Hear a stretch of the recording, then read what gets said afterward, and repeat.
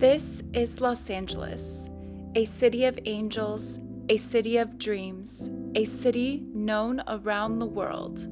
But just about 20 miles south, it's not about the spotlight, it's about community. Located at the southernmost edge of Los Angeles, sitting along the Pacific Ocean, is a city known for its coastal cliffs, port, and natural beauty, all grounded in a strong sense of community. This is San Pedro.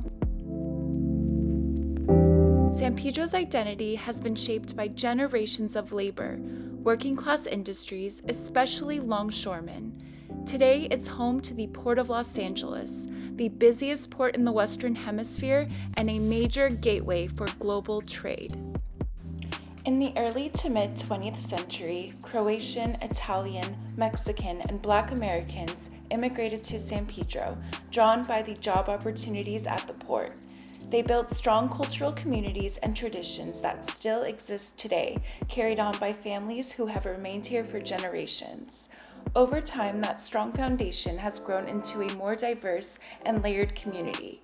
And with that diversity comes differences in access to resources, care, and support. Those differences shape more than opportunity, they shape health.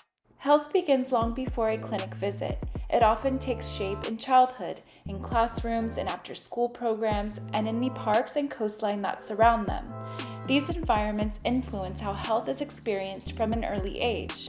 To better understand how these challenges affect families, we spoke with Dr. Lori Krieger, a pediatrician serving the San Pedro community. My name is Dr. Lori Krieger. I am a pediatrician.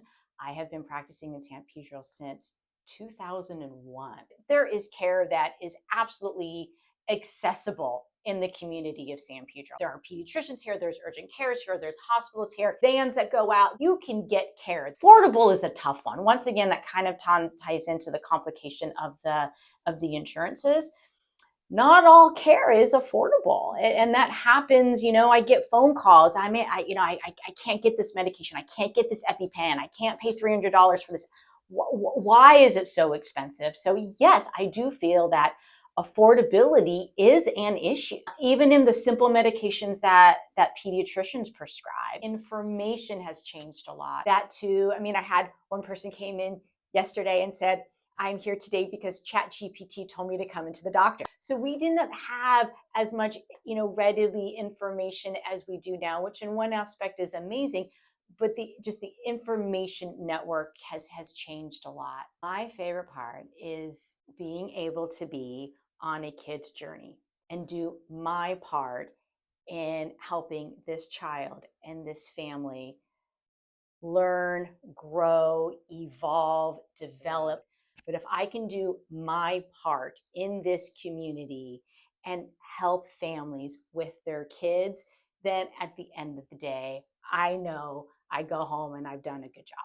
I am so unique, and it has become so generational because my father was a pediatrician, and when he passed away, I took over his practice.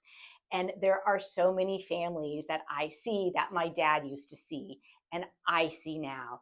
And now I'm seeing their kids. In San Pedro, the one thing I can say about this community, which is unique to a lot of different communities, is this is a small network community, and families stay here and they build their families together and they really lean on each other. And because it's so generational, I am lucky to be able to provide kind of that generational care to these families. What Dr. Krieger describes reflects something deeper about San Pedro. In a community where families stay for generations, care becomes generational too. While pediatric care shows us how health begins, emergency responders show us what happens when those systems are strained. In San Pedro, firefighters are often the first to see the most urgent moments. Their work offers a different perspective on health. My name is Kyle Bracey. I'm a firefighter here with the LAFD.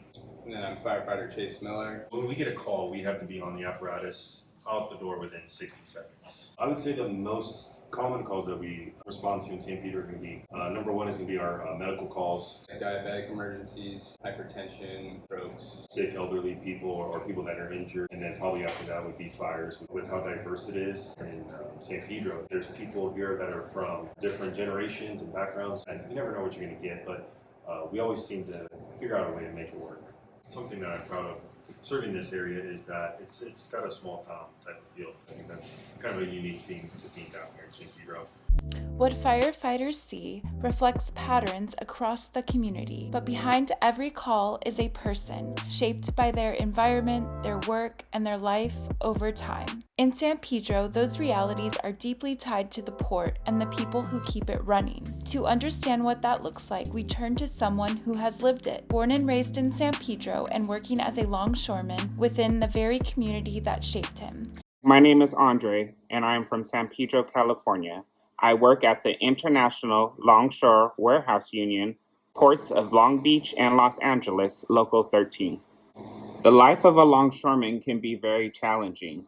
It has a high demand for physical work. It also is very dangerous. You always have to keep your head on a swivel and watch out for others. Every morning I have to wake up, go to dispatch, get a job, and report to the job site. My mother was also a longshoreman. She passed away in 2013.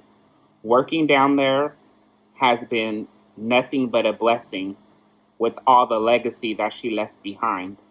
Working my way up in this job has definitely given me stability. I'm able to pay all my bills. I'm able to save. I'm able to have a roof over my head. I'm able to have food on the table. Yes, I'm definitely blessed, and this has definitely been much more stable now that I am in the union. Living in San Pedro, the harbor area, you grew up with a lot of people whom also work down there. So it makes me feel at home. It makes me feel like a family. It makes me feel comfortable. Living and working in San Pedro has shaped me to be a better person. The community and me living in this community for a majority of my life has really opened my eyes to be more giving, loving, nurturing, understanding. The thing I love most about San Pedro is the coastline. I love going to the coast. I love listening to the water. I love seeing the birds, the boats, the ships, different stuff in the ocean. My mother's ashes are out at sea. So that makes me feel so much more connected going there and just talking to her and listening to all the different sounds that I hear down there. Following in his mother's footsteps, Andre continues her legacy as a longshoreman, carrying forward not just a job, but a connection to family, place, and identity. Andre's story reflects something larger, a reality shared across this community. In San Pedro, people don't just live here. They grow up here, build their lives here, and stay.